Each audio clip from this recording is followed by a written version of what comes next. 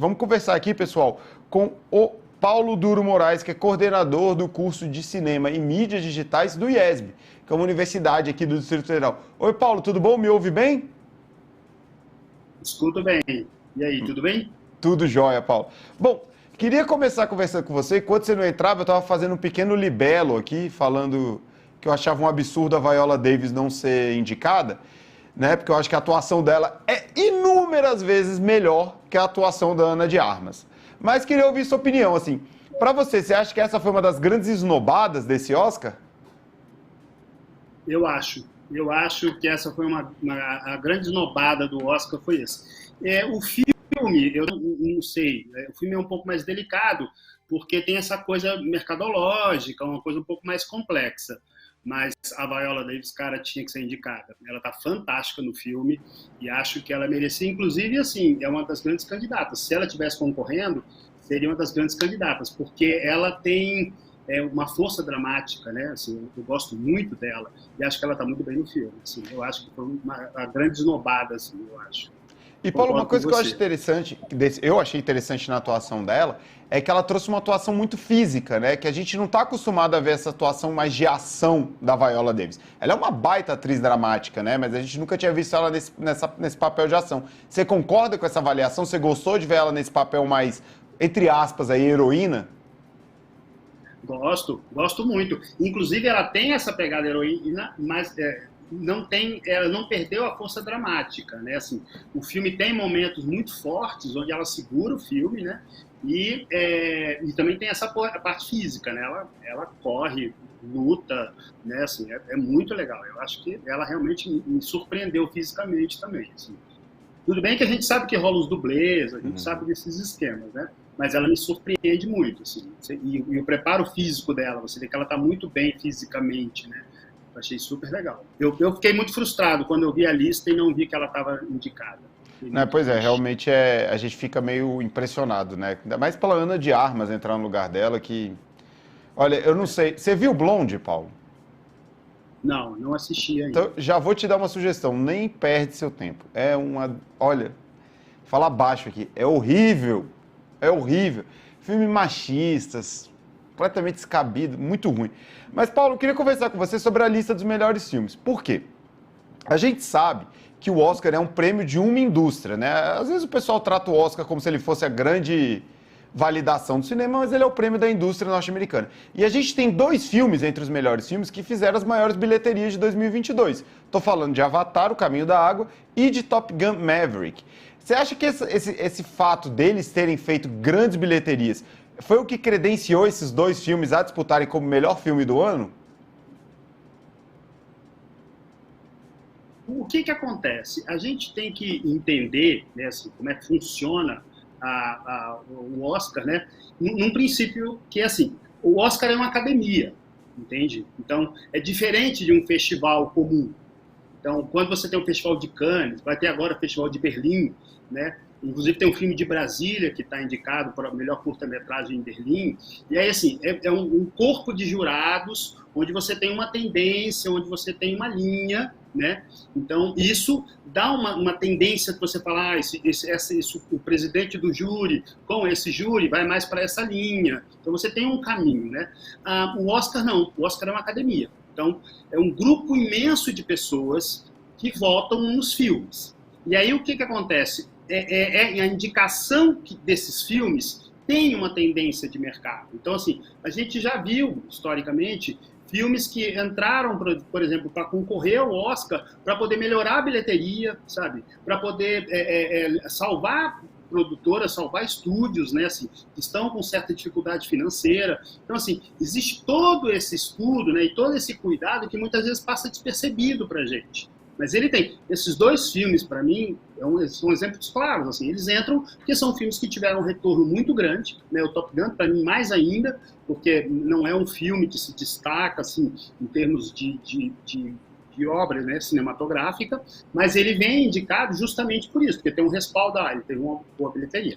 E agora também a gente tem uma outra levada, que são as players, né? Que aí você tem a Netflix, você tem a Amazon, e você tem esses outros estúdios, a Disney, né, que entram também com os seus filmes, as suas produções, e precisam ter um espaço, né?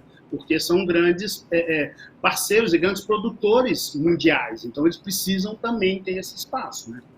Trazendo aqui informação, Paulo, você falou estava falando pessoal, o filme brasileiro que está na Berlinale é As Miçangas, que é da Rafaela Carneiro e do Emanuel Lavor. Inclusive, a gente fez matéria aqui, pessoal, ó, muito bom, hein? Tamo aí, o cinema do DF é muito forte, pessoal, às vezes o pessoal não conhece, mas a gente sabe, tem muita gente boa produzindo aqui. E, Paulo, eu queria falar também um pouquinho sobre essa questão do melhor filme. Se você fosse apontar um favorito, quem você apontaria hoje? Eu sei que isso aí é um mero palpite de boteco, né? Que a gente sabe que não tem muito para onde correr. Cara, eu acho que os ganham. Não tem jeito, cara. Eu acho que eles vão levar. Qual? Desculpa, eu não tinha ouvido. O Spielberg leva. Ah, perfeito. Você já viu os Fabelmans? Eu acho muito... Esse filme ele tem um nacional grande, sabe, assim, um lado muito afetivo, é um filme muito pessoal, sabe, eu acho que é tanto o melhor filme como o melhor diretor, sabe, eu acho que esses dois, o diretor com certeza, né, o Spielberg leva, e eu acho que ele também leva como filme, sabe, apesar de eu gostar muito, né, assim, eu achar um filme muito bom, tudo em todo lugar ao mesmo tempo, eu gosto muito desse filme, mas eu acho que ele não tem o apelo da academia, sabe, eu acho que a história que o Spielberg traz é uma história autoral, eu acho que ele vai ter esse apelo e ele vai levar. Perfeito. E agora eu queria saber, só para a gente falar, Paulo, o pessoal que me deu o toque, eu acho verdade. Vamos conversar um pouquinho por que o Brasil, de novo, a gente está passando aí, pessoal, o finalista do Festival de Berlim, o filme brasiliense, mas enquanto passa na tela, eu queria que você me contasse uma coisa. Por que, na sua avaliação, o Brasil, de novo, está fora da lista de melhor filme internacional? Vamos lá, então. Mais uma vez a gente está... os Miçangas, as Miçangas, né? Isso. Eu estou afim de ver se... Também, vamos lá. O que acontece? O que acontece? Né? Eu vou citar, por exemplo, o exemplo do Parasita, né? Parasita é aquele filme coreano que foi indicado para o melhor filme internacional, como também para o melhor filme. O que acontece? Quando isso aconteceu, assim, quando ele foi indicado, o que acontece? O diretor mudou para os Estados Unidos e ele ficou trabalhando o tempo todo com apoio do governo, tá? Com verba do governo, para poder divulgar o seu filme.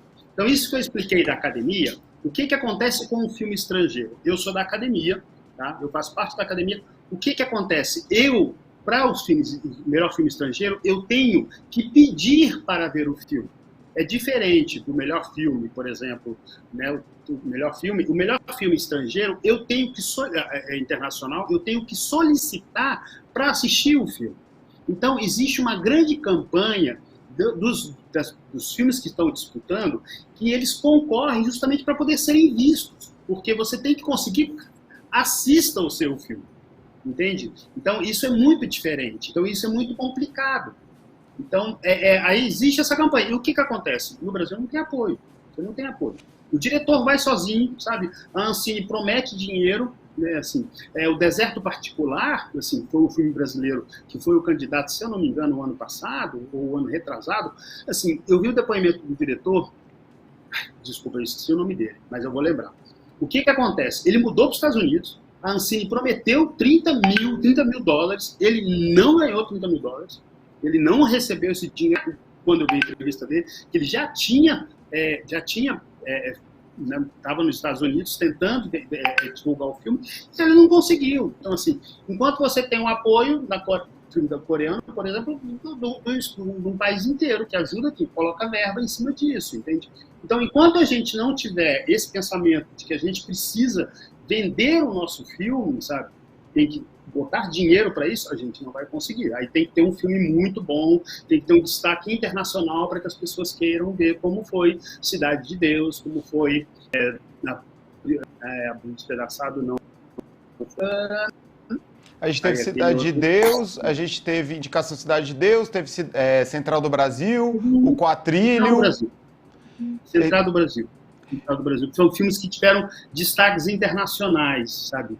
E aí eles chegam com força lá, senão você não consegue.